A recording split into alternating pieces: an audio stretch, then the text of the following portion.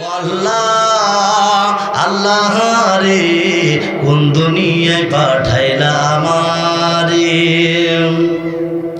জিন্সের pant shirt পরিয়া রাস্তা দিয়া যায়, পোলা না মাইয়া তার চিনা বড় দায়। জিন্সের প্যান্ট শার্ট পরিয়া রাস্তা দিয়া যায়, পোলা না মাইয়া তার চিনা বড় দায়। ও আল্লাহ, আল্লাহ রে কোন দুনিয়ায় পাঠাইলা আমারে। বলেন আল্লাহ, আল্লাহ রে কোন দুনিয়ায় পাঠাইলা আমারে। আউযু বিল্লাহি মিনাশ শাইতানির রাজীম। বিসমিল্লাহির রহমানির রহিম।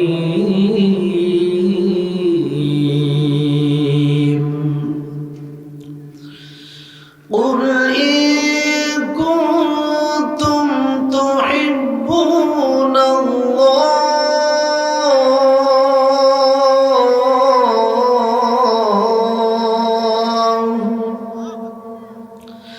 فاتبعوني يحببكم الله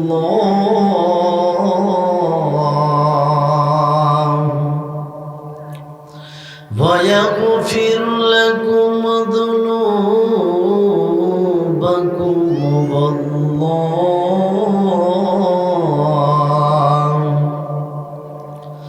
ويغفر لكم ذنوبكم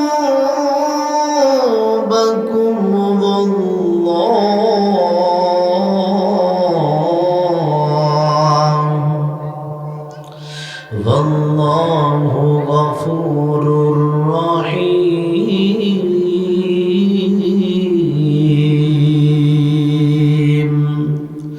صدقت يا ربنا.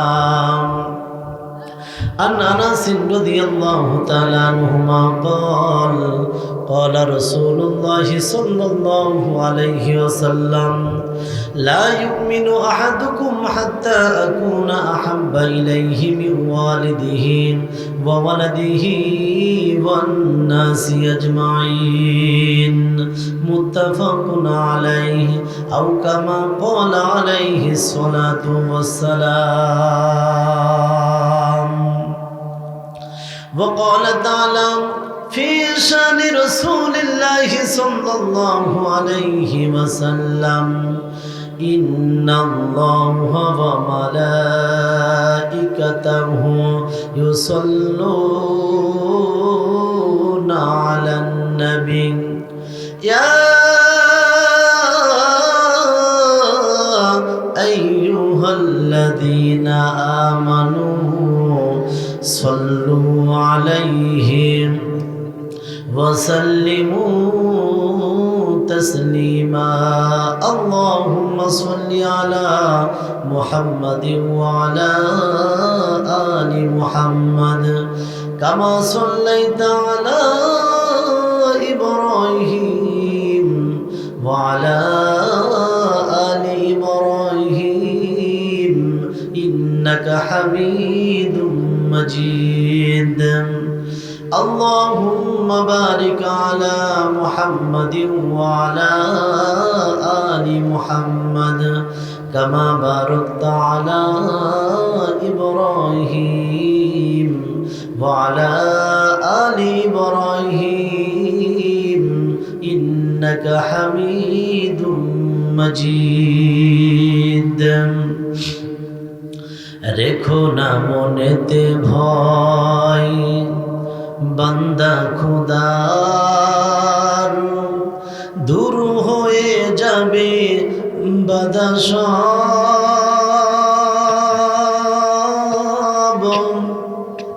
তোমার আমার এক মালিক আছেন, আছেন আমাদের রব। আছে নামাদের রব। রেখো না মনেতে ভয় বান্দা খুদার, দূর হয়ে যাবে বাধা সব। তোমার আমার এক মালিক আছে নামাদের রব, আছে নামাদের রব। কালিমা পড়ে লা ইলাহা, সবাই লা ইলাহা ইল্লাল্লাহ, লা ইলাহা মাশাআল্লাহ, লা ইলাহা ইল্লাল্লাহ, লা ইলাহা, সবাই লা ইলাহা, জোরে লা ইলাহা ইল্লাল্লাহ, লা ইলাহা, লা ইলাহা ইল্লাল্লাহু মুহাম্মাদুর রাসূলুল্লাহ সাল্লাল্লাহু আলাইহি ওয়াসাল্লাম। আলহামদুলিল্লাহ। ঐতিহ্যবাহী যশোর জেলার কেশবপুর থানাধীন স্থান ভগতী তালিমুল কুরআন কওমি মাদ্রাসা ও ঈদগাহ উদ্যোগে ওয়াজ মাহফিল 2025। তো আজকের মাহফিলের সম্মানিত সুযোগ্য সভাপতি জনাব আলহাজ মাওলানা শাহাবুদ্দিন সাহেব, আমরা দোয়া করছি বারাকাল্লাহু ফি হায়াতি, এই জন্য চিৎকার করে বলেন আমিন। আজ আলোচনা রেখে মুগ্ধ করেছেন যুগ জিজ্ঞাসার আলোকে মানবতার মুক্তির নিরিখে বিশিষ্ট ইসলামী চিন্তাবিদ জনাব হাফেজ মুহাম্মদ আমির হুসাইন যশোর। আমরা দোয়া করছি আল্লাহ তাআলা প্রিয় ভাইয়ের গলার কণ্ঠটা সারা বিশ্বের জন্য কবুল করেন, এই জন্য চিৎকার করে বলেন আমিন। তো আজ মাহফিলে উপস্থিত আছেন দূর দূরান্ত থেকে কোরআন প্রেমিক, হাদিস প্রেমিক, আল্লাহ প্রেমিক, আল্লাহ রসুল প্রেমিক ভাই ও বাবাজিরা, পর্দার আড়ালে আমার সর্বগুণী গুণান্বিতা আমার মা ও বোনেরা, সবাইকে জানাই আমার হৃদয়ের সকল ভালোবাসা উজাড় করে দিয়ে সুন্নাত তরিকায় সালাম। আসসালামু আলাইকুম ওয়া রাহমাতুল্লাহ। সর্বপ্রথম শুকরিয়া আদায় করছি সেই আল্লাহ সুবহানাহু ওয়া তাআলার দরবারে, যে আল্লাহ তাআলা আপনাকে আমাকে অত্যন্ত দয়া করে, অত্যন্ত মায়া করে আজ এই তাফসীরুল কুরআন মাহফিলে আসার বসার তৌফিক দান করেছেন, যিনি সেই আল্লাহ তাআলার দরবারে প্রাণ খুলে সমস্বরে সমবেত আওয়াজে সমবেত চেষ্টায় জীবনের শ্রেষ্ঠ শুকরিয়ার ঘণ্টাটা আল্লাহ সুবহানাহু ওয়া তাআলার আরশে আজিম পর্যন্ত পৌঁছায় দেয়। এই জন্য চিৎকার করে বলেন আলহামদুলিল্লাহ। আরো একটু আওয়াজ দিয়ে বলেন আলহামদুলিল্লাহ। লাখ করে দুরূদ ও সালাম পাঠ করছি সেই মানবতার মহান মুক্তির দূতের জন্য, যিনি আপনার আমার সকলের কিয়ামতের কঠিন মুসিবতের সময় একান্ত ব্যারিস্টার, আকায়ে নামদার, তাজদারে মাদিনা, সেই মানবতার মহান শিক্ষক, সেই মানবতার মহানায়ক নবী মুকররম জনাব হযরত মুহাম্মদুর রাসূলুল্লাহ, সকলে বলেন সাল্লাল্লাহু আলাইহি ওয়াসাল্লাম। মাগফিরাত কামনা করেছি সেই সমস্ত ভাইদের জন্য যারা ইসলামের জন্য, কুরআনের জন্য, দ্বীনের জন্য, দেশের জন্য যারা প্রাণ দিয়ে শহীদ হয়েছেন। আল্লাহ সুবহানাহু ওয়া তাআলা সেই সমস্ত ভাইদেরকে জান্নাতুল ফিরদাউসের মেহমান হিসেবে কবুল করেন, এই জন্য চিৎকার করে বলেন আমিন। প্রাণ প্রিয় ভাইরা, আলোচনার পূর্বে দুই একটি কথা বলেই আমি আমার মূল আলোচনা শুরু করতে চাই, যদি আপনাদের অনুমতি পাই। সম্মানিত ভাইরা, বলেন তো আজ এই মাহফিল কিসের মাহফিল? আরো আসতে বলেন, কিসের মাহফিল? এই কোরআনটা কার? সবাই বলেন না কার? এই কোরআনের কথা শুনতে গেলে, বুঝতে গেলে, জানতে গেলে আপনাদের কি কষ্ট হবে? সবাই বলেন। যারা ইমানদার, যারা মুমিন, যারা মুসলিম প্রকৃত অর্থে, যারা আল্লাহ তাআলাকে ভয় পায়, তারা এই কোরআন শরীফ শুনলে তৃপ্তি পায়, আনন্দ পায়, মজা পায়। আর যারা এই কোরআন শরীফ শুনলে অসন্তুষ্ট হয়, বুঝতে হবে ইমানের সমস্যা। আমাকে ভুল বুঝবেন না। টুপি থাকলে, দাড়ি থাকলে, লম্বা পাঞ্জাবি গায়ে থাকলে ইমানদার হওয়া। এই কোরআন শরীফ শুনেছিল হযরত আবু বকর, ওমর, উসমান, আলী, তাদের কিন্তু ঈমান বেড়ে গিয়েছিল। আবার একই কোরআন শরীফ শুনেছিল আবু জেহেল, আবু লাহাব, উতবা, সাইবা, ওলীদ ইবনে মুগীরা, ওদের ঈমান বাড়ছিল না শয়তানি বাড়ছিল? তাহলে হিদায়াত সবার ভাগ্যে জোটে? তাহলে এই কোরআন শরীফ শুনে অনেকেই আছে সঠিক পথের দিশা কোরআন থেকে খুঁজে নিবে, আবার অনেকেই আছে এই কোরআন শরীফ শুনে গোলামি, শয়তানিটাও বেড়ে যাবে। তা দিয়ে একটা কথা আয়নার মতো মনে রাখবেন, আজ এই তেলাওয়াতকৃত আয়াতটা, আজ এই তাফসীরটা যদি কোনো মানুষ মনে করে আমার বিপক্ষে চলে যাচ্ছে, আজ এই তেলাওয়াতকৃত আয়াতটা, আজ এই তাফসীরটা যদি কোনো মানুষ মনে করে আমার দলের বিপক্ষে চলে যাচ্ছে, আজ এই তেলাওয়াতকৃত আয়াতটা, আজ এই তাফসীরটা যদি কোনো মানুষ মনে করে আমার নেতা নেত্রীর বিপক্ষে চলে যাচ্ছে, আমি মনে করি কোরআন যে মানুষের বিপক্ষে চলে যায়, যে দলের বিপক্ষে চলে যায়, যে নেতা নেত্রীর বিপক্ষে চলে যায়, সেই মানুষ, সেই দল, সেই নেতা, সেই নেত্রী কখনো ভালো হতে পারে না। কাজে সকল সৃষ্টি শ্রেষ্ঠ সৃষ্টি হিসাবে কোরআন যে মানুষের বিপক্ষে চলে যায়, সেই মানুষের পক্ষে কারা কারা থাকবেন না, দু হাত তুলে আল্লাহকে দেখায় দেন। লিল্লাহি তাকবীর। কোরআন আছে যেখানে, কোরআন নাই যেখানে, তাই তুমি যে চেটাই হও না কেন, কারণ কোরআন যে মানুষের বিপক্ষে চলে যায়, সেই মানুষটা কখনো ভালো হতে পারে?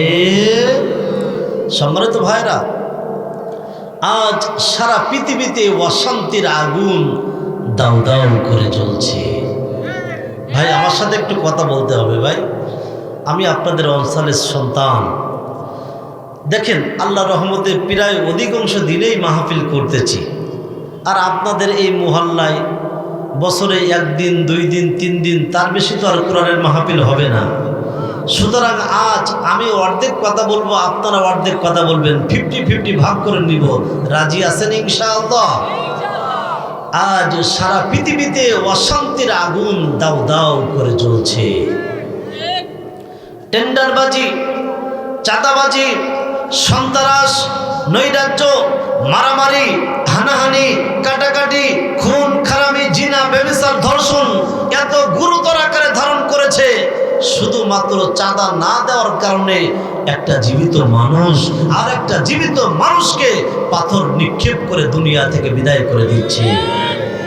কেন আজ অশান্তি? কেন আজ অশান্তি? আমি আলোচনা শুরুতে ছোট্ট একটি গল্প বললে আপনারা বুঝতে পারবেন কেন আজ অশান্তি। সম্মানিত ভাইরা, এক দোকানদারের এক কর্মচারীর নাম ছিল ইসলাম। চিল্লায় বলেন নাম কি? এই দোকানদারের সুন্দরী রূপসী একটা মেয়ে ছিল, নাম তার শান্তি। চিল্লায় বলেন নাম কি? ইসলাম যেখানে শান্তি। এই দোকানদারের বুঝতে বাকি রইল না যে ইসলাম আমার মেয়ের সাথে প্রেম করে, ভালোবাসা করে, মুহব্বত করে। দোকানদার ইসলামকে ডাকলো, ডেকে রশি দিয়ে বাঁধে আর গিরিতে গিরিতে পিটায়। শুধু তাই না, শেষ পর্যন্ত ইসলামের চাকরিটা দিল ক্যান্সেল করে। ইসলাম মনে মনে কয়, এই ডিজিটাল যুগে শুধুমাত্র প্রেম করার অপরাধে আমার চাকরিটা দিলে ক্যান্সেল করে, দাঁড়া 2 দিনের ভেতরে তো শান্তিকে আমি ঘর ছাড়া করব। এখন ইসলাম কেশবপুর বাজারে যে ফোনটা কানে নিয়ে বলছে, হ্যালো শান্তি, তুমি কোথায়? বলে আছি তো বাসায়। বলে খুব দ্রুত তুমি কেশবপুর বাজারে চলে আসো, আমি তোমাকে নিয়ে শান্তিতে ঘর করতে চাই। ইসলামের কথা মতো শান্তি ঘর ছেড়ে চলে গেছে আউট অফ মার্কেট। এই দোকানদার সারা দিন দোকানদারি করার পর রাত্রে বেলায় যখন বাসায় আসছে, এসে দেখে বাসার সকল আসবাবপত্র ঠিক আছে, শুধু শান্তি নাই। চিল্লায় বলেন কি নাই? এখন দোকানদার কান্নাকাটি শুরু করে দিয়েছে, আমার শান্তি নাই, শান্তি নাই, শান্তি নাই। এলাকার লোকজন ঐক্যবদ্ধ হয়ে বলছে, কি ব্যাপার, তোমার শান্তি নাই, কি হয়েছে? বলে আমার শান্তি তো বাসাই নাই। বলে তার আগে তুমি বলো তোমার দোকানের কর্মচারী ইসলাম কোথায়? বলে তাকে তো আমি পিটিয়ে করেছি বিদায়। এলাকার লোকজন ডাক দিয়ে বলছে, ও দোকানদার, তুমি একটা বোকা, তোমার ইমানের খাতায় লেগেছে পোকা, এই জন্য তোমার ঘরে শান্তি দিয়েছে তোমাকে ধোঁকা। কথা বলেন। আজ ইসলাম আছে আমাদের টুপিতে, ইসলাম আছে দাড়িতে, ইসলাম আছে পাঞ্জাবিতে, ইসলাম আছে পাগড়িতে। যে ভূখণ্ডে কোরআনের আইন দিয়ে দেশ চালানো হয় না, সংসদে কোরআনের আইন দিয়ে দেশ চালানো হয় না, ইহুদি নাসরা খ্রিস্টান বৌদ্ধদের আইন দিয়ে দেশ চালানো হয়, আমার তো মন বলে সে দেশে শান্তি থাকতেই পারে না। কথা বলেন ঠিক না? ও আমার প্রিয় ভাইরা, যদি শান্তি আপনি আমি পেতে চাই, বলেন তো একটা জিনিসের নিকট আসা লাগবে, বলেন তো তার নাম কি? সবাই বলেন না তার নাম কি? এই কোরআন নিয়েই আজ ওয়াজ মাহফিল, এই কোরআন নিয়েই আমাদের এত যন্ত্রণা, এই কোরআন নিয়েই তাফসির, এই কোরআন নিয়েই আমাদের উপরে হামলা, এই কোরআন নিয়েই আমাদের উপরে মামলা, এই কোরআন নিয়েই আমাদের উপরে জেল। কথা বলেন ঠিক কিনা? আমার প্রিয় ভাইরা, 2018 সালে আপনাদের এই জায়গায় মাহফিলে একবার আমাকে দাওয়াত দিয়েছিল, কিন্তু মাহফিলে পোস্টার সব কিছু হয়ে গিয়েছে। যেদিন মাহফিল তার মনে হয় 2 দিন আগে গ্রেপ্তার হয়ে গেলাম। 18 সালে ইসলামিক ফাউন্ডেশনে চাকরি করতাম, চাকরিটাও হারিয়েছি, আলহামদুলিল্লাহ। তো প্রিয় ভাই, একটা জিনিস মনে রাখবেন, আল্লাহ তাআলা সব সময় আপনার ভালো চায়। হয়তো আপনি অল্প সময় বুঝতে পারছেন যে আমার বড় একটা ক্ষতি হয়ে গেল, অনেক কিছু ক্ষতি হয়ে গেল। না, আল্লাহ তাআলা আপনাকে ভালো চায়, বিদায় আল্লাহ তাআলা আপনাকে বিভিন্নভাবে পরীক্ষা করেন। কথা বলেন ঠিক কিনা? তো আমরা পরীক্ষা দিতে রাজি আছি তো ইনশাআল্লাহ? তো সম্মানিত ভাইরা, তাই আসুন আমরা ভূমিকায় আর বেশি কথা না বাড়িয়ে সরাসরি কোরআনের নিকট যেতে চাই। রাজি আছেন ইনশাআল্লাহ? সম্মানিত ভাইরা, এখন দুনিয়ার সমস্ত চিন্তা চেতনাবাদ, কোথায় আওয়ামী লীগ, কোথায় বিএনপি, কোথায় জামাত ইসলাম, কোথায় হিফাজত, কোথায় চরমোনা, কোথায় জাসদ বাসদ, সব বাদ। আমাদের একটাই মাত্র দল, বলেন তো সেই দলের নাম কি? কোরআন যেখানে আছে আমরা সেখানে আছি, কোরআন যে জায়গায় নাই আমি আপনিও নাই। তো এবার আসেন, দুনিয়ার সমস্ত চিন্তা চেতনা বাদ, আসেন আমরা ধারাবাহিকভাবে একটু আলোচনা করে কিছু শিখি এবং আমল করে একসাথে জান্নাতে যেতে চাই। সবাই আমার সাথে বলেন, আউযু বিল্লাহি মিনাশ শাইতানির রাজিম, বিসমিল্লাহির রহমানির রহিম।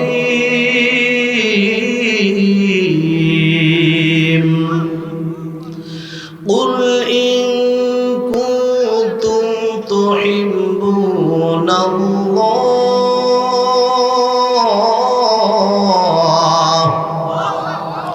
ফাত্তাবিউনি ইউহিব্বুকুমুল্লাহ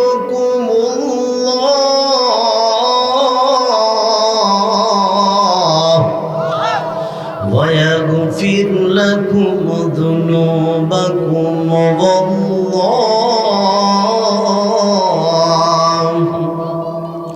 ويغفر لكم ذنوبكم والله غفور رحيم।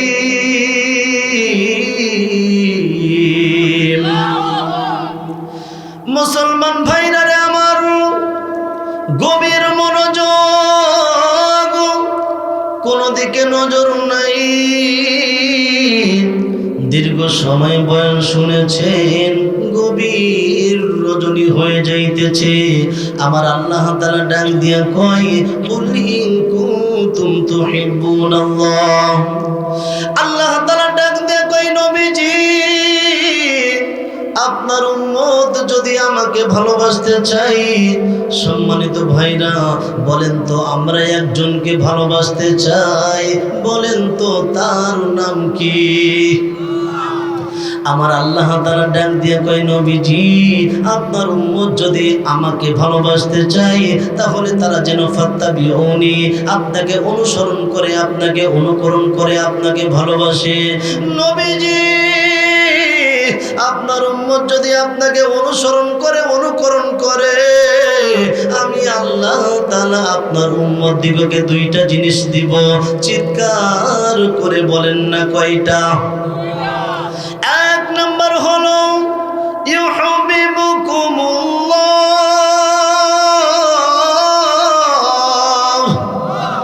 নবীজি আপনার উম্মত যদি আপনাকে অনুসরণ করে, আমি আল্লাহ তাআলা আপনার উম্মত দিগকে ভালোবাসবো। আর দুই নম্বর হলো ওয়াগফির লাকুম যুনুবাকুম। দুই নম্বর হলো আপনার উম্মত যদি আপনাকে অনুসরণ করে, অনুকরণ করে আপনাকে ভালোবাসে, আপনার উম্মত জীবনে যত গুনাহ করবে নবীজি আপনার উম্মতের জীবনের গুনাহগুলো আমি আল্লাহ তাআলা মাফ করে দিব। চিৎকার করে বলেন না আল্লাহু আকবার। আল্লাহু গফুরুর রহিম। আল্লাহ ডাক দিয়ে কয়, বান্দা আমি ক্ষমাশীল আর দয়ালু। এবার আপনি সত্যের মুসলমান, আমি আপনাদের কাছে একটা প্রশ্ন করতে চাই। আমার আল্লাহ তাআলা ডাক দিয়ে কয়, যদি তোমরা রাসূলকে অনুসরণ করো, আমি আল্লাহ তাআলা তোমাদের জীবনের গুনাহগুলো মাফ করে দিব, আর আল্লাহ আমি তোমাদেরকে ভালোবাসবো। এবার বলেন তো, তাহলে যদি আল্লাহ তাআলা আমাদের জীবনের গুনাহগুলো মাফ করে দেয় এবং আল্লাহ তাআলা যদি আমাদেরকে ভালোবাসে, তাহলে আমাদের কি কোনো চিন্তা আছে? কোনো ভয় আছে? কোনো পেরেশান আছে? না না, কোনো পেরেশান নাই। শর্ত হলো একটি, রাসূলকে অনুসরণ করা। জোরে বলেন, কাকে অনুসরণ করব? সম্মানিত ভাইরা একটু ঢুকতে দেন, ভালো লাগবে আশা করতেছি। তবে খুব মনোযোগ, গভীর মনোযোগ ভাই। বড় একটা কিস্তা কাহিনী ধরলাম, আপনি শুনে কানের মজা পাইলেন। ভাই গলার কণ্ঠ কম নাই, আপনি কানের মজা পাইলেন, কিছু শিখলেন না, বিষয়টা তাও হতে পারে না। আগামীকাল আপনি চায়ের দোকানে বসে গল্প করবেন। মাশাআল্লাহ, মুফতি আসাদুল্লাহ গালিব বাস্তববাদী খুব চমৎকার আলোচনা করেছে। চায়ের দোকানদার ডাক দিয়ে বলছে, কি আলোচনা করেছে? আপনি কিছু বলতে পারলেন না। এমন আলোচনা করে কোনো লাভ নাই এবং শুনেও কোনো লাভ নাই। কথা বলেন ঠিক কিনা? আমি কিন্তু আপনাদের বাহিরের কেউ না। হঠাৎ করে আমার মন যাকে চাবে হঠাৎ করে কিন্তু আপনাকে দাঁড় করিয়ে দিব যে আমি কোন বিষয়ে আলোচনা করছি। ভাই একটু বলেন তো। এই জন্য খুব মনোযোগ, অ্যালার্ট থাকবেন সবসময়। তো সম্মানিত ভাইরা, এবার আমি আপনাদের কাছে একটা প্রশ্ন করতে চাই। আল্লাহ তাআলা ডাক দিয়ে বলছেন, নবীজি আপনার উম্মত যদি আপনাকে অনুসরণ করে, অনুকরণ করে ভালোবাসে, আমি আল্লাহ তাআলা আপনার উম্মত দিগকে ভালোবাসবো আর তাদের জীবনের গুনাহগুলো মাফ করে দিব। শর্ত হলো একটি, ফাত্তাবিউনি, রাসূলকে অনুসরণ করা। এবার বলেন তো আমরা অনুসরণ করব কার? কিন্তু আজ যুবকরা তো অনুসরণ করে, অনুকরণ করে নায়ক শাকিব খানকে। কথা বলেন। আজ যুবকরা তো অনুসরণ করে, অনুকরণ করে ভালোবাসে নায়ক মান্নাকে। আজ যুবকরা তো অনুসরণ করে, অনুকরণ করে ভালোবাসে নায়ক সালমান শাহকে। ও যুবক, তুমি কি একবার ভেবে দেখলে না যে নায়ক শাকিব খান, নায়ক মান্না, নায়ক সালমান শাহ নিঃসন্দেহে আপনাকে আমাকে জাহান্নামে নিচ্ছে? কথা বলেন ঠিক কিনা? এখন প্রশ্ন আসতে পারে, হুজুর সারা জীবন নায়ক শাকিব খানের ছবি দেখলাম, আসলে আমার খুব খারাপ লাগে ভাই। আপনারা একটু যাচাই বাছাই করবেন ভাই, শুধু আলোচনা শুনলেই হবে না, আপনার ইমানটাকে তাজা করেন। আমার খুব খারাপ লাগে, অনেক অঞ্চলে আছে, নির্দিষ্ট বলবো না, অনেক মুরব্বী দাড়িগুলো সাদা পেকে গিয়েছে, নামাজ পড়তেছে জামাতের সহিত 5 ওয়াক্ত নামাজ পড়ে, নামাজ পড়েই আবার চার দোকানে বসে নায়ক শাকিব খানের ছবি দেখে। কথা বলেন, আপনাদের অঞ্চলে তো নাই, সব তো আল্লাহর ওলি আছে। হে যুবক, আমি তোমাকে আহ্বান করতে চাই, তুমি কি একবার চিন্তা করে দেখলে না নায়ক শাকিব খান নিঃসন্দেহে আপনাকে আমাকে জাহান্নামে নিচ্ছে? চিৎকার করে বলেন কোথায় নিচ্ছে? এখন প্রশ্ন আসতে পারে, হুজুর আপনি তো কোরআনের কোনো দলিল দিলেন না, হাদিস দিলেন না, তাহলে নায়ক শাকিব খান, নায়ক মান্না, নায়ক সালমান শাহ আমাদেরকে কিভাবে জাহান্নামে নিচ্ছে আপনি কিভাবে বললেন? এবার দলিল নেন। আল্লাহ তাআলা বলছেন, ওয়া মিনান নাসি মান ইয়াশতারি লাহওয়াল হাদিস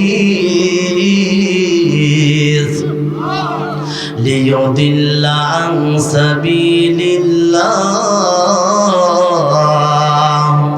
বিগাইরি ইলমিন ওয়া ইয়াত্তাখিযাহা হুজুওয়া উলাইকা লাহুম আযাবুম মুহিন।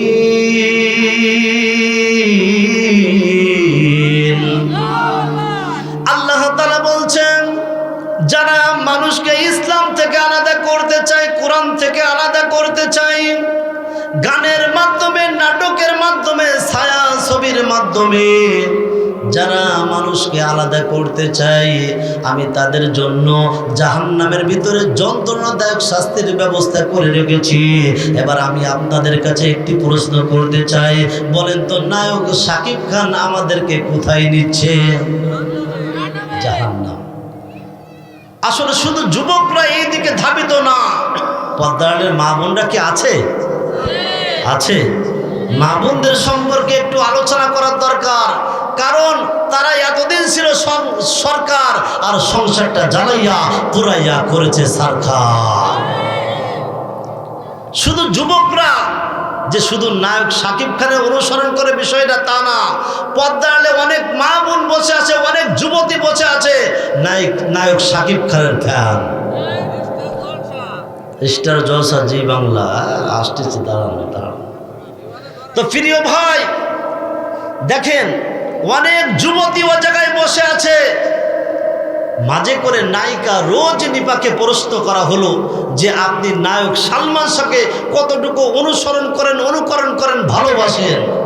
তখন নায়িকা রজনীপা ডাক দিয়ে বলছে, আমি যখন দুনিয়ার উপরে জন্মগ্রহণ করি নাই তখন নায়ক সালমান শাহ ছবি করতো, কিন্তু আমি নায়ক সালমান শাহকে এত ভালোবাসি, এত অনুসরণ করি, এত অনুকরণ করি, আমি তার জন্য জীবনে প্রেম ভালোবাসা করি নাই, জীবনে বিবাহ করি নাই, আমি আর আগামীতেও বিবাহ করব না। চিৎকার করে বলেন নাউজুবিল্লাহ। আমার তো মন বলে, ও সম্মানিতা মা ও বোনেরা, নায়িকা রজনীপা যতটুকু নায়ক সালমান শাহকে অনুসরণ করে, অনুকরণ করে, ভালোবাসে, আমার তো মন বলে এর চেয়ে 50% যদি আমার আল্লাহ তাআলাকে ভালোবাসতো, আমার রসুলকে অনুসরণ করতো, অনুকরণ করতো, ভালোবাসতো, আমার তো মন বলে মরে যাওয়ার সাথে সাথে জান্নাতের 8টা দরজা যে কোনো দরজা দিয়ে প্রবেশ করতে পারতো। কথা বলেন। এই জন্য যুবক যুবতীদের কথা বলতে গেলে অনেক সময়ের প্রয়োজন, একটা গানের মাধ্যমে শোনাইতে চাই। আপনারা আমার সাথে গাইতে পারবেন তো ইনশাআল্লাহ? হ্যাঁ, দেখি দেখি। আল্লাহ রে কোন দুনিয়ায় পাঠাইলা আমারে, ঠিক কিনা? ও আল্লাহ, আল্লাহ রে কোন দুনিয়ায় পাঠাইলা আমারে, বর্তমানের পুলা মাইয়া সমান সমান মাপ, লম্বা চুল কাটিয়া মাইয়া মাথায় লাগাই ক্যাপ। আপনাদের অঞ্চলে নাই তো? আছে? তাহলে কথা বলেন না কেন? বর্তমানের পুলা মাইয়া সমান সমান মাপ, লম্বা চুল কাটিয়া মাইয়া মাথায় লাগাই ক্যাপ। ও আল্লাহ, আল্লাহ রে কোন দুনিয়ায় পাঠাইলা আমারে, জিন্সের প্যান্ট শার্ট পরিয়া রাস্তা দিয়া যায়, পোলা না মাইয়া তার চিনা বড়দাই। জিন্সের প্যান্ট শার্ট পরিয়া রাস্তা দিয়া যায়, পোলা না মাইয়া তার চিনা বড়দাই। ও আল্লাহ, আল্লাহ রে কোন দুনিয়ায় পাঠাইলা আমারে, বলেন আল্লাহ, আল্লাহ রে কোন দুনিয়ায় পাঠাইলা আমারে। হিন্দি গানের টান মারিয়া রাস্তা দিয়া যায়, কারো কারো কারো কারো সুরে আবার বুকটা ফাইটা যায়। সে বুক ফাটা মমতাজ আজ কোথায়? তোমাকে তো বাংলাদেশের লোক খুঁজতেছে। যখন 50 টাকা দামের বেশ্যা যখন সংসদে উঠে বলে বুখারী, মুসলিম, তিরমিজি, আবু দাউদ, নাসাই, ইবনে মাজাহ সকল সিয়াসিত্তার কিতাব পড়ে শেষ করেছি, আমার তো মন বলে ওই সংসদ আর পবিত্র থাকতে পারে না, অপবিত্র হয়ে যায়। সুতরাং আমাদেরকে ইসলামের উপরে চলতেই হবে। রাজি আছেন ইনশাআল্লাহ? হে যুবক, আমি তোমাদেরকে বুঝাইতে চাই যে রসুলকে কেমনভাবে অনুসরণ করতে হয়, কেমনভাবে অনুকরণ করতে হয়, কেমনভাবে রসুলকে ভালোবাসতে হয়। একটা হাদিস শোনাইলে আপনারা বুঝতে পারবেন। عن أنس رضي الله تعالى عنهما قال قال رسول الله صلى الله عليه وسلم لا يؤمن أحدكم حتى أكون أحب إليه من والده وولده والناس أجمعين। আমার রাসূল ডাক দিয়ে বলছে, সাহাবীরা রে, যতক্ষণ পর্যন্ত তোমার পিতা, তোমার মাতা, তোমার ভাই, তোমার বোন, এমনকি ওয়ান্নাসি আজমাইন, দুনিয়ার সমস্ত মানুষ থেকে আমার রাসূলকে ভালোবাসতে না পারবে, ততক্ষণ পর্যন্ত তোমরা পরিপূর্ণ ঈমানদার হইতে পারবে না। আমার রাসূল যখন এই কথা বলেছেন, হযরত ওমর চুপচাপ বসে আছেন। হযরত ওমর ডাক দিয়ে বলেন, নবীজি, আমার মন বলতেছে আমি দুনিয়ার সবচেয়ে আপনাকে মোহাব্বত করি, আপনাকে ভালোবাসি, কিন্তু আমার মন বলে আমার জীবন থেকে আপনাকে ভালোবাসতে পারি নাই। আমার রাসূল ডাক দিয়ে বলছে, ওমর, তুমি এখনো পরিপূর্ণ ঈমানদার হইতে পারো নাই। আমার রাসূল যখন এই কথা বলছে, ওমর এবার চুপচাপ বসে আছে। কিছুক্ষণ পর ডাক দিয়ে বলছেন, নবীজি, আমার মন বলে এখন দুনিয়ার সবচেয়ে, এমনকি আমার জীবন থেকে আপনাকে ভালোবেসে ফেলেছি। জোরে বলেন না আল্লাহু আকবার। আমার রাসূল ডাক দিয়ে বলছে, ওমর, তুমি এখন পরিপূর্ণ ঈমানদার হয়ে গেছো। আমার প্রিয় ভাই, আমার কোনো দিকে নজর নাই। অল্প সময় স্বল্প কথা বলে আমি আপনাদের কাছ থেকে বিদায় নিব। দেখতেছি অধিকাংশ যুবক, আর একটু অপেক্ষা করো না যুবক, আরো অনেক লোক আসবেন। এ যুবক, ছোট্ট একটা হাদিস শুনাইয়া আমি আমার আলোচনা শেষ করতে চাই। একটা সাহাবীর নাম হচ্ছে মুসআব বিন উমাইর। চিৎকার করে বলেন নাম কি? মুসআব বিন উমাইর। জোরে বলেন নাম কি? মুসআব বিন উমাইর। এক বাবার এক সন্তান। আচ্ছা, এক বাবার এক সন্তান কে আছেন একটু হাত তোলেন তো। এক বাবার এক সন্তান, মাশাআল্লাহ মাশাআল্লাহ, অনেকে আছেন, হাত নামান। এই মুসআব বিন উমাইর এক বাবার এক সন্তান। হে যুবক, এই মুহূর্তে 2টা থেকে 3টা মিনিট খুব গুরুত্বপূর্ণ সময়।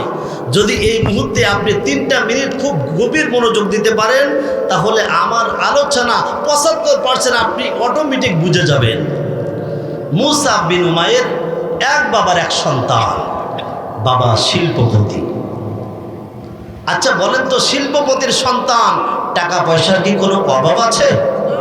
অভাব আছে বলেন? এই মুসআব বিন উমাইর জীবনে একবার যে পাঞ্জাবিটা ব্যবহার করত, মুসাব বিন উমাইর একবার যে শার্টটা ব্যবহার করত, যে জুব্বা ব্যবহার করত, যে গেঞ্জি ব্যবহার করত, দ্বিতীয়বার আর কোনোদিন গায়ে দিতেন না। আল্লাহু আকবার।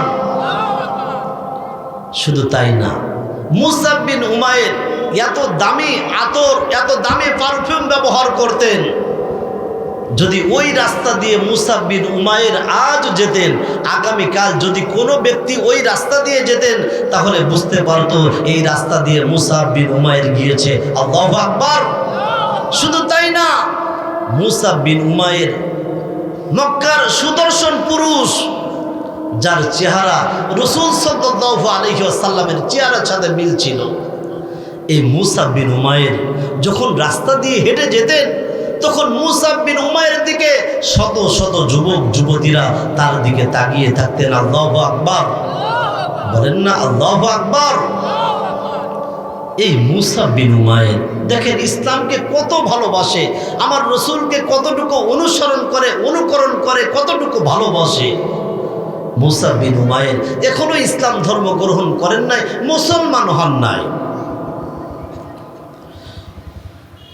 মুসলমান ভাইরা রে আমার, গভীর মনোযোগ, কোনো দিকে নজর নাই। অল্প সময় স্বল্প কথা বলে আমি আপনাদের কাছ থেকে বিদায় নিব।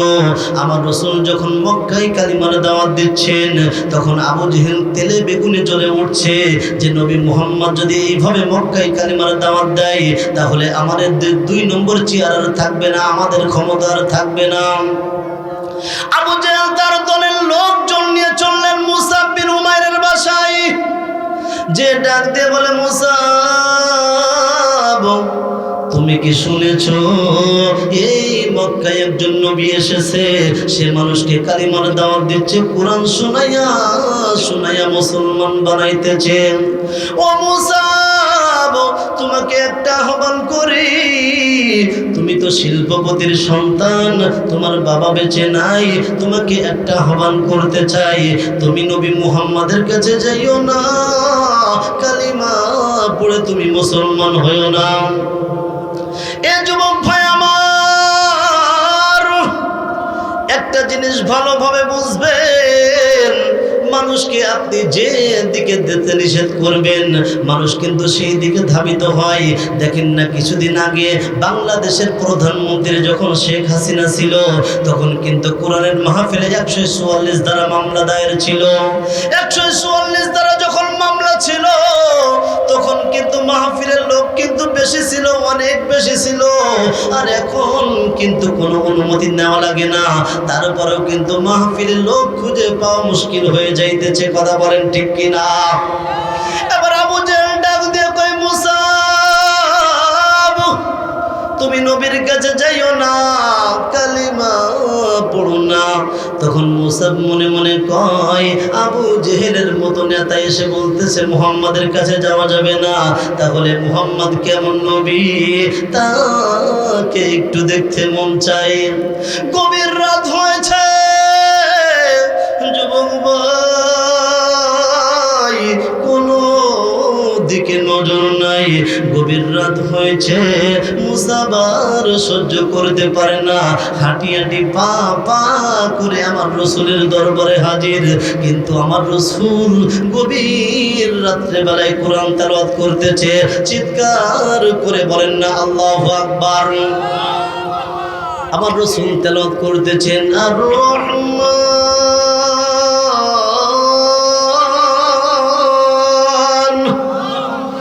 আল্লামাল কুরআন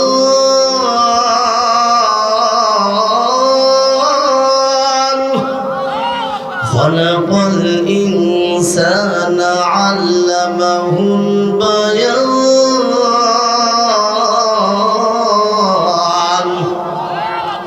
আমার রাসূলের কোরআন তেলাওয়াত শুনে মুসাবের মন চায় আরো কোরআন শরীফ শুনবো, কিন্তু শুনতে শুনতে যখন সকাল হয়ে যায় আর দেরি করতে পারে না, এবার নিজ বাসায় চলে আসলেন। এই যুবক ভাই আমার, দেখুন কোরআন কত সুন্দর তেলাওয়াত। আবার যখন দ্বিতীয় রাত হয়েছে, মুসা আবার বাসায় থাকতে পারে না, আবার মন চাই কোরআন শরীফ শুনবে।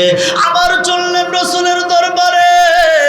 যখন দ্বিতীয় রাত্রে বেলায় কোরআন শরীফ শুনতেছে, শুনতে শুনতে সকাল হয়ে গেছে। আবার তৃতীয় রাত যখন শুরু হয়ে যায়, আর বাসায় থাকতে পারে না। ও যুবক ভাই আমার, এ জায়গায় কোরআনের মাহফিল হইতেছে, আর তুমি কোরআনের মাহফিল বন্ধ কইরা তুমি কিভাবে বাজারে থাকলে? তার মানে প্রমাণ হয় মুসাব বিন উমাইর একটা ইহুদি মানুষ, আর তুমি মুসলমান হয়ে কোরআন ভালো লাগে না। তার মানে প্রমাণ হয় তোমার চেয়ে ইহুদি মানুষ অনেক ভালো। কথা বলে। মুসাব বিন উমাইর আবার তৃতীয় রাত্রে বেলায় চললেন, কিন্তু গভীর রাত্রে বেলায় যখন কোরআন শরীফ শোনে, তার মন চায় আরো কোরআন শরীফ শুনতে। এখন শুনতে শুনতে মজা লাগে, মজা লাগে, মজা লাগে। এরপর তার মন বলতেছে, এমন ভাবে দূরে থেকে আর শোনা যাবে না, আমি যাই যাই, আমি রাসূলের দরবারে চলে যাই। মুসাব বিন উমাইর চললেন। আমার রাসূল ডাক দিয়ে বলছে, মুসাব, তুমি তো শিল্পপতির সন্তান, আমি দেখি তুমি মাঝে মধ্যে কোরআন শরীফ শোনো। মুসাব ডাক দিয়ে বলছেন, নবীজি, আমি শুধু কোরআন শরীফ শুনি না, আপনার কোরআন শরীফ শুনে অনেক আয়াত আমি মুখস্থ করে ফেলেছি। আমার রাসূল ডাক দিয়ে বলছে, মুসাব, তুমি তো শিল্পপতির সন্তান, তোমার টাকা পয়সার অভাব নাই। এবার মুসাব ডাক দিয়ে বলছেন, নবীজি, আমার মনে শান্তি নাই, আমার মনে শান্তি নাই।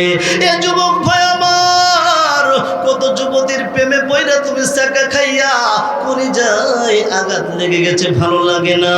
কিন্তু যখন ভালো না লাগে, গভীর রাত্রে বেলায় একটু ওঠো না, উঠে আমার মালিককে ডাক দাও না, আল্লাহ, আবার একটু বলেন না আল্লাহ, দেখবেন মনে কত শান্তি আছে। আমার রাসূল ডাক দিয়ে বলছে, মুসাব, তাহলে তোমার মনে কেন শান্তি নাই? কিভাবে শান্তি আসবে? মুসাব ডাক দিয়ে বলছেন, ইয়া রাসূলুল্লাহ, আমার মন চায় আমি যদি কোরআন শরীফ শুনতে পারতাম তাহলে আমার মনে শান্তি আসতো। আমার রাসূল এবার সুযোগ পেয়েছে, ডাক দিয়ে বলছে, মুসাব, আমি কি তোমাকে একটা দাওয়াত দিতে পারি, তুমি কি দাওয়াত গ্রহণ করবা? মুসাব ডাক দিয়ে বলছেন, ইয়া রাসূলুল্লাহ, আপনি আমাকে দাওয়াত দিবেন আর আমি গ্রহণ করব না, তা হতে পারে না। আপনি যা বলবেন বলুন, আমি সাথে সাথে গ্রহণ করব। আমার রাসূল ডাক দিয়ে বলছে, মুসাব, তুমি আর দেরি কইরো না, আমার রহমতের হাতটা বাড়াইয়া দিলাম, আর তোমার হাতটা বাড়াইয়া দাও, আর কালিমা পড়ে মুসলমান হয়ে যাও। মুসাব ডাক দিয়ে বলছেন, নবীজি, আমি আর দেরি করতে চাই না, আমার হাতটা বানাইয়া দিলাম, আপনি আমাকে কালিমা পড়াইয়া আপনি আমাকে মুসলমান বানায়া দেন। এবার আমার রাসূল মুসাবকে কালিমা পড়াইয়া মুসলমান বানাইলেন। আমার রাসূল ডাক দিয়ে বলছে, মুসাব, তুমি যে কালিমা পড়েছো, মুসলমান হয়েছো, এই কালিমা কারোর সাথে প্রকাশ করো না, প্রসার করো না। যদি তুমি প্রসার করো তাহলে তোমার উপরে স্টিম রুলার চালাইতে পারে। এই যুবক ভাই আমার, দেখো না, সারা জীবন কোরআনের হক কথা করে বললো, অবশেষে জেলখানায় বসে বসে তার জীবন দিতে হলো। কথা বলেন ঠিক কিনা? আমার রাসূল ডাক দিয়ে বলছে, মুসাব, তুমি এই কালিমা কারোর সাথে প্রসার করবা না। দেখেন না কেমন উত্তর আমার ভাই, কোনো দিকে নজর করবা না। এবার মুসাব ডাক দিয়ে বলছেন নবীজি, মানুষ মিথ্যা ধর্ম তারা বুক ফুলাইয়া মানুষের সামনে বলে, আর আমার সত্য ধর্ম আমি কেন বলতে পারবো না? তা হতে পারে না। নবীজি আপনি আমাকে অনুমতি দেন, আমি মানুষের সামনে প্রকাশ্য কালিমার দাওয়াত দিতে চাই। আল্লাহু আকবার। এবার মুসা বাসায় চললেন, ডাক দিয়ে বলছেন, মা, এ পতালের মামা,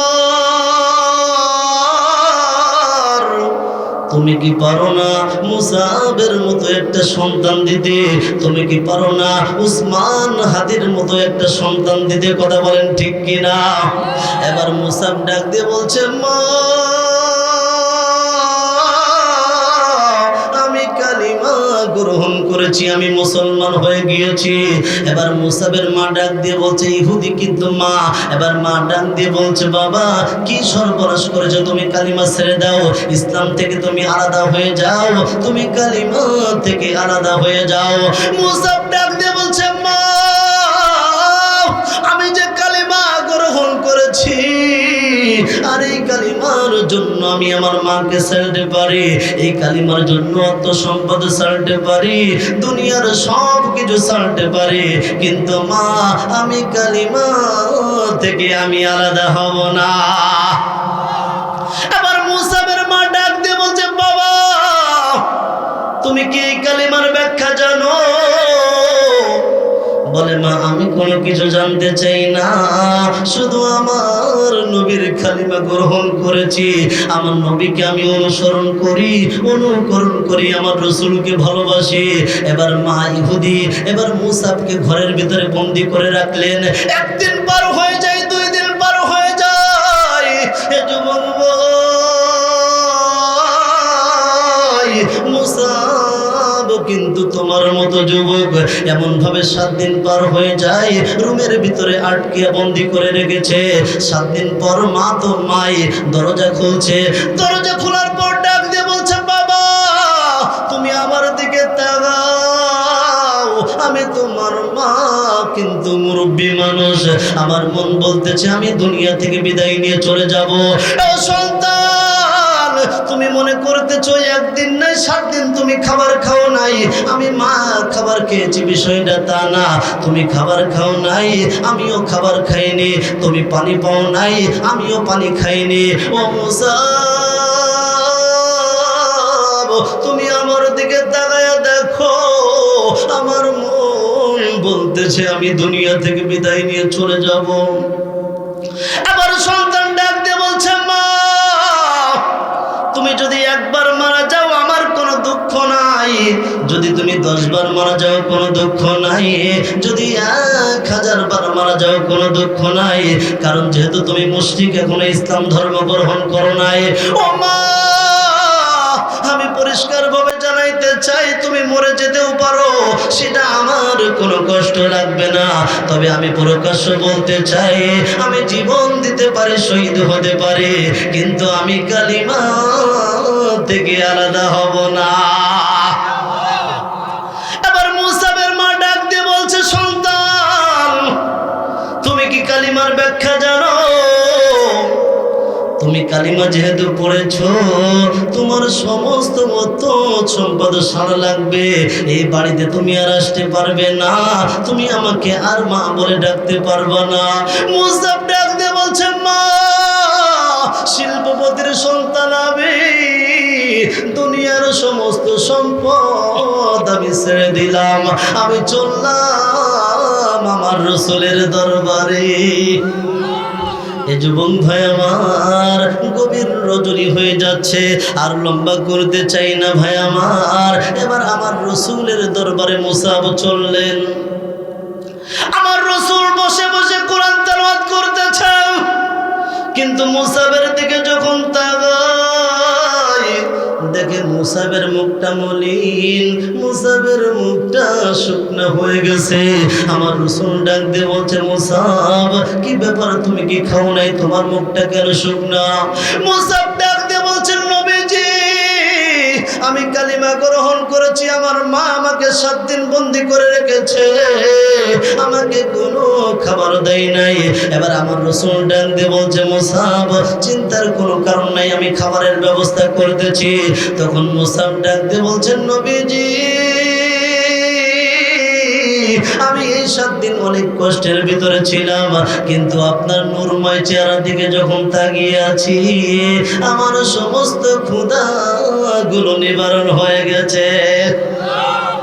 আমার রাসূল ডাক দিয়ে বলছে, মুসা আর দেরি করা যাবে না, যেহেতু তুমি শিল্পপতির সন্তান, তোমার উপরে বিপদ আসবে, বাধা আসবে, মুসিবত আসবে, আমি রাসূল সহ্য করতে পারবো না। যাও যাও তুমি মদিনায় হিজরত করো। এ যুবক ভাই এদিকে অত সম্পদ ছেড়ে দিচ্ছে, মাকে ছেড়ে দিচ্ছে, নিজের দেশ ছেড়ে দিচ্ছে, বড় কষ্ট না? কিন্তু সবচেয়ে বড় কষ্ট আমার রাসূলকে ছেড়ে চলে যাচ্ছে। কথা বলেন ঠিক কিনা? এই হলো রাসূলের ভালোবাসা, এই হলো রাসূলের অনুসরণ করা, এই হলো রাসূলকে অনুকরণ করা। হে যুবক ভাই, জীবনে অনেক ইবাদত বন্দেগী আপনি করেছেন। আপনি মনে মনে বলতে পারেন যে আমি নামাজ পড়ি, রোজা রাখি, হজ করি, যাকাত দিই, আমি সমস্ত ভালো কাজ করেছি, আমি এর বিনিময়ে জান্নাতে যেতে পারবো। আরে জান্নাতটা অত সোজা না। যদি আল্লাহ আপনার উপরে রহম করেন, আমার উপর রহম করেন, তাহলে জান্নাতে যাওয়া সম্ভব। কথা বলেন ঠিক কিনা? মুসাব সব ছেড়ে যাচ্ছে। হে যুবক ভাই, দেখো না, শিল্পপতির সন্তান, অত সম্পদের অভাব ছিল না, টাকা পয়সার অভাব ছিল না, চেহারা ছবি অনেক সুন্দর ছিল, সব ছেড়ে চলে যাচ্ছে, মক্কা থেকে মদিনায় চলে যাচ্ছে, কিন্তু কান্না করতেছে, ইয়া রাসূলুল্লাহ আমি তো আপনাকে অনুসরণ করি, আমি আপনাকে অনুকরণ করি, আপনাকে ভালোবাসি, আপনাকে ছেড়ে যেতে আমার মন চায় না।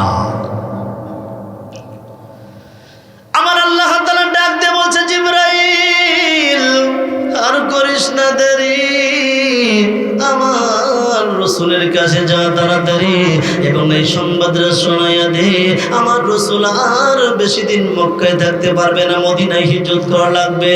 এবার আমার রাসূল ডাক দিয়ে বলছে, মুসাব চিন্তার কোনো কারণ নাই, যাও তুমি মদিনায় যাও, আমি কিছুদিন পর মদিনায় আসতেছি। এবার আমার রাসূল ডাক দিয়ে বলছে, আবু বকর হে মুরব্বী ভাই, দেখো না আবু বকর আল্লাহ রাসূলের কেমন আশিক ছিল। আমার রাসূল ডাক দিয়ে বলছে, আবু বকর আমি আর বেশি দিন মক্কায় থাকতে পারবো না, আমি মদিনায় হিজরত করব, আর হিজরতের সফর সঙ্গী হবা তুমি, আমার সাথে থাকবা। সারাদিন আবু বকর আমার রাসূলের সাথে সময় পার করে, সারাদিন আমার রাসূলের সাথে সময় দেয়, কিন্তু যখন রাত হয়ে যায় যার যার মতো বাসায় চলে যায়, কিন্তু যার যার মতো বাসায় যাইয়া সবাই ঘুমায়া পড়ে, কিন্তু আবু বকর বাসায় যে কিন্তু ঘুমায় না। আবু বকর দরজার সাথে দেওয়ালের সাথে পিঠ লাগাইয়া দাঁড়াইয়া থাকে, কারণ আবু বকর কে তো নির্দিষ্ট ডেট বলে নাই, আমার রাসূল কখন আসবে, কখন ডাক দিবে। আবু বকর গভীর রাত্রে বেলায় এমন ভাবে যখন দাঁড়িয়ে আছে, আমার রাসূল ডাক দিয়ে বলছে, আবু বকর। আবু বকর ডাক দিয়ে বলছে, লাব্বাইক আমি হাজির হয়ে গেলাম। আমার রাসূল ডাক দিয়ে বলছে, আবু বকর তুমি কি রাত্রে বেলায় ঘুমাও না? আবু বকর ডাক দিয়ে বলছেন, ইয়া রাসূলুল্লাহ আপনি আমাকে যেদিন থেকে বলেছেন মক্কা থেকে মদিনায় হিজরত করা লাগবে, কারণ আপনি তো নির্দিষ্ট কোনো ডেট বলেন নাই, আপনি কখন আমাকে ডাক দিবেন, আপনি হঠাৎ রাত্রে বেলায় ডাক দিবেন। আবু বকর আমি বিছানার সাথে ঘুমের ভিতরে থাকবো, এটা হতে পারে না। আবার ডাক দিবেন আবু বকর, আমি ডাকের উত্তর দিতে পারবো না, আপনি কষ্ট পাবেন। নবীজি আপনি যেদিন থেকে বলেছেন মক্কা থেকে মদিনায় হিজরত করা লাগবে, ইয়া রাসূলুল্লাহ সেদিন থেকে আমি বিছানায় পিঠ লাগাই না। আমার রাসূল ডাক দিয়ে বলছে, আবু বকর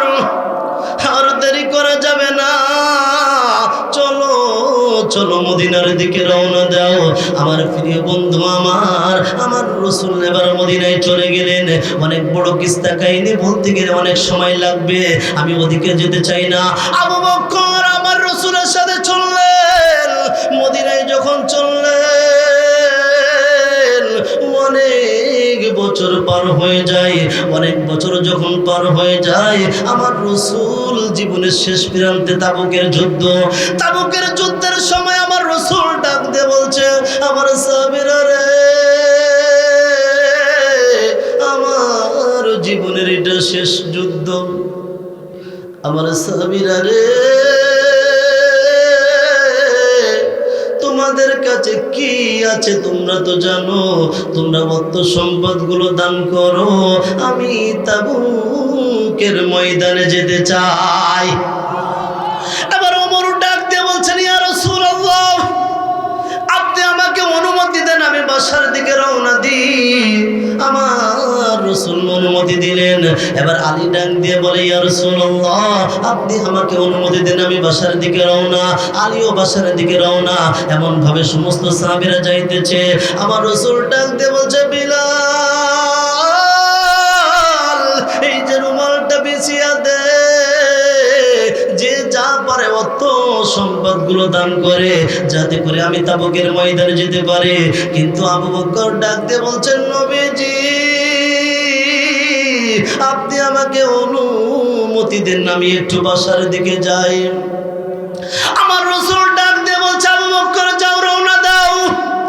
আবু বকর যখন বাসার দিকে রওনা, দেখে বাসার সামনে একটা দোকান দেখা যায়। দোকান থেকে 3টা ছানার বস্তা কিনলেন।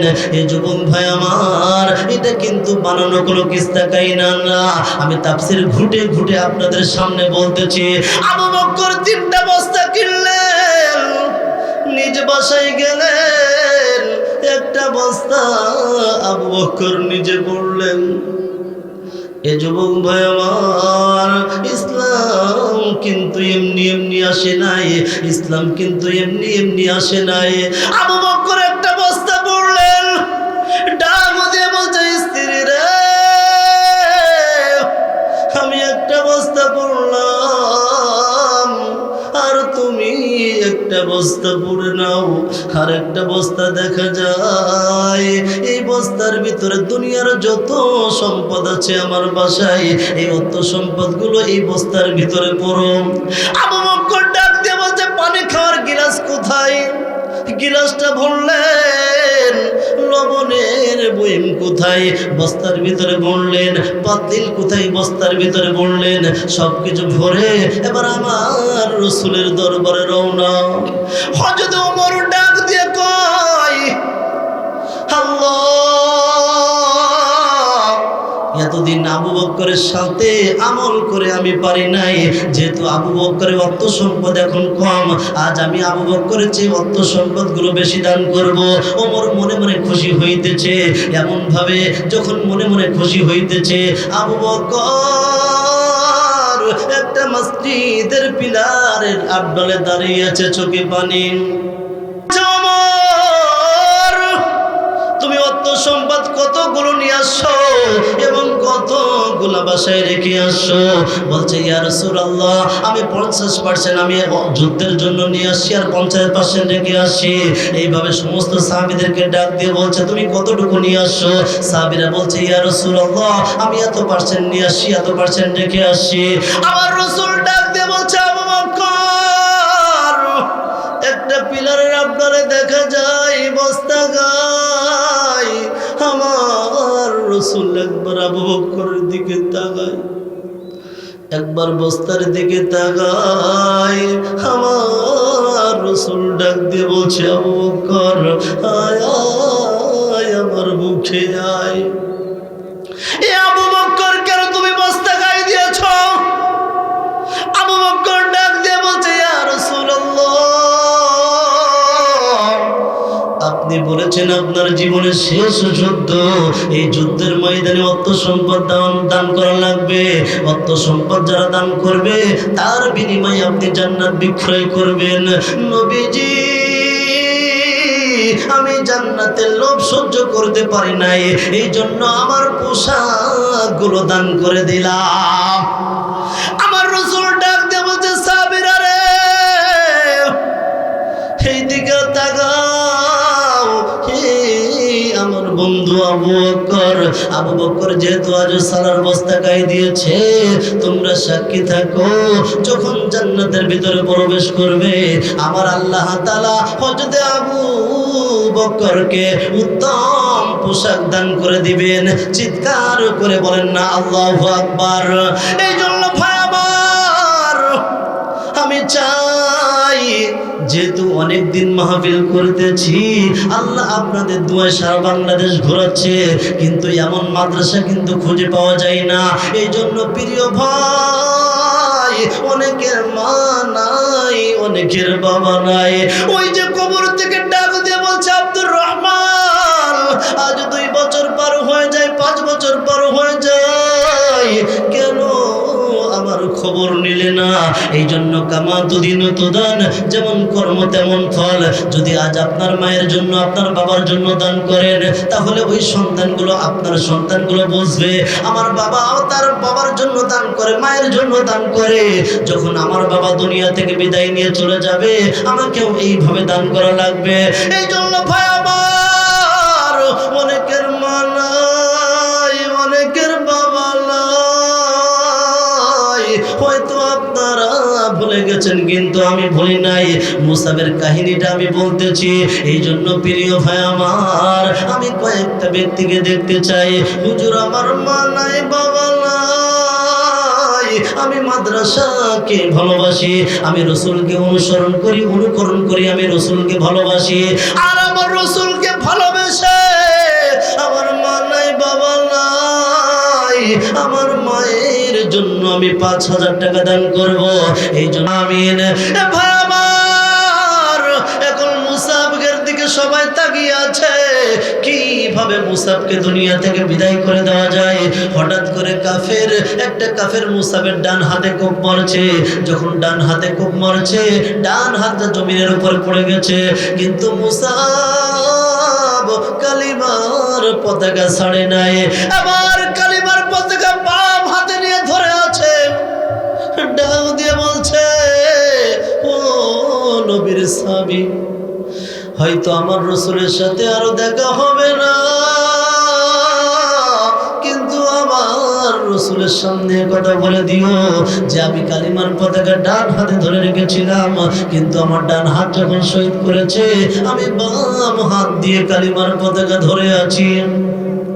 হঠাৎ করে একটা কাফের বাম হাতে যখন কোপ মারছে, বাম হাতটা পড়ে যায়। মুসাব এবার দাঁত দিয়া কালিমার পতাকা ধরে আছে। এবার ডাক দিয়ে বলছেন, নবীর সাহাবীরা রে, আমার রাসূলকে কথা বলে দিও যে মুসাবে যখন ডান হাত শহীদ করেছে, তখন বাম হাত দিয়ে কালিমার পতাকা ধরে রেখেছে। যখন বাম হাত যখন শহীদ করেছে, দাঁত দিয়ে কালিমার পতাকা ধরে রেখেছে। যখন আরেকটা কাফের যখন গলার উপরে কোপ মারলো, তখন গলা থেকে মাথা আলাদা হয়ে গেছে। তখন মুসাব ডাক দিয়ে বলছে, নবীর সাহাবীরা রে, আমার রাসূলের সাথে আর দেখা হবে না। একবার উহুদ যুদ্ধ শেষ হয়ে গেল। এই যে আমি একটু আগে বলেছিলাম, আমার রাসূলের চেহারার সাথে মুসাব বিন উমাইরের চেহারার মিল। কাফেররা এবার প্রচার শুরু করেছে যে রাসূল নাই, আর যুদ্ধ করার প্রয়োজন নাই। যখন এই কথা বলেছে, আমার রাসূল নাই, রাসূল নাই, যখন এই কথা বলতেছে, মদিনার সমস্ত মাগুলা, মহিলারা পাগলের মতো হয়ে গেছে। যুদ্ধের ময়দানে রওনা। হঠাৎ করে একটা কাফের জিজ্ঞাসা করতেছে, ও মা, তুমি কোথায় যাও, তুমি কোথায় যাও? বলে, আমি দেখতে চাই আমার রাসূল কেমন আছে।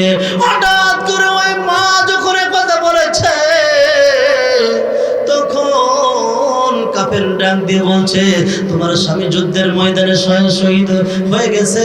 তখন কিছুক্ষণ পর আবার সামনের দিকে যখন রওনা দিয়েছে, একটা কাফের জিজ্ঞাসা করছে যে তুমি কোথায় যাও? বলে আমার রাসূল কেমন আছে? বলে তোমার স্বামী শহীদ। আবার সামনের দিকে চললেন, বলতেছে আমার রাসূল কেমন আছে? বলে তোমার সন্তান শহীদ হয়ে গেছে। যখন এ কথা বলতেছে, ওই মহিলা ডাক দিয়ে বলছে কাফের, আমার স্বামী শহীদ, আমার বাবা শহীদ, আমার স্বামী সন্তান শহীদ, আমি এ কথা জানতে চাই না, আমি জানতে চাই আমার রাসূল কেমন আছে। চিৎকার করে বলেন না মারহাবা। এবার আমার রাসূল ডাক দিয়ে বলছে আমার সাহাবীরা রে, যারা উহুদ যুদ্ধে শহীদ হয়ে গেছে এদের লাশগুলা এক জায়গায় করো। লাশগুলা এক জায়গায় করলেন। আমার রাসূল ডাক দিয়ে বলছে যারা ইসলামের জন্য শহীদ হয়ে যায় এদের গোসল করানোর প্রয়োজন হয় না, এদের কাফন দাফনের ব্যবস্থা করো। কাফন দাফনের ব্যবস্থা করতেছে, কিন্তু মুসাবের কাফনের ব্যবস্থা নাই। এবার আমার রাসূল ডাক দিয়ে বলছে তার পোশাক দিয়ে কাফনের ব্যবস্থা করো। যখন তার কাপড় দিয়ে যখন মাথা ঢাকে, তখন পায়ের দিক দিয়ে আলাদা আগলা হয়ে যাচ্ছে। আবার যখন পা যখন ঢাকতেছে, মাথা আগলা হয়ে যায়। আমার রাসূল ডাক দিয়ে বলছে ওই কাপড়টা মাথার দিকে ঢাকো আর পায়ের দিকে তোমরা ঘাস দিয়ে ঢেকে যাও। আমার রাসূল কবরের ভিতরে নামলেন, নেমে ডাক দিয়ে বলছে আল্লাহ। সবাই একটু বলেন না আল্লাহ। আবার একটু মায়াবী কণ্ঠে বলেন না আল্লাহ। আবার একটু বলেন না আল্লাহ। তখন আমার রাসূল ডাক দিয়ে বলছে আল্লাহ,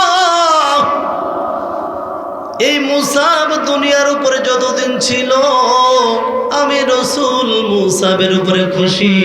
আল্লাহ তুমি আর দেরি করো না, তুমিও মুসাবের উপরে খুশি হয়ে যাও। সম্মানিত ভাইরা, এবার আমি আপনাদের কাছে একটি প্রশ্ন করতে চাই। এই আলোচনা থেকে কি বুঝলেন? যে আমার রাসূলকে যদি আমরা অনুসরণ করতে পারি, অনুকরণ করতে পারি, ভালোবাসতে পারি, আল্লাহ তাআলা আমাদের জীবনের গুনাহগুলো মাফ করে দিবেন এবং আল্লাহ তাআলা আমাদেরকে ভালোবাসবেন। শর্ত হলো একটি, রাসূলকে অনুসরণ করা।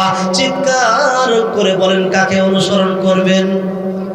রাসূলকে যদি আমরা অনুসরণ করতে পারি, আল্লাহ তাআলা আমাদের জীবনের গুনাহগুলো মাফ করে দিবেন। চিৎকার করে বলেন আমিন।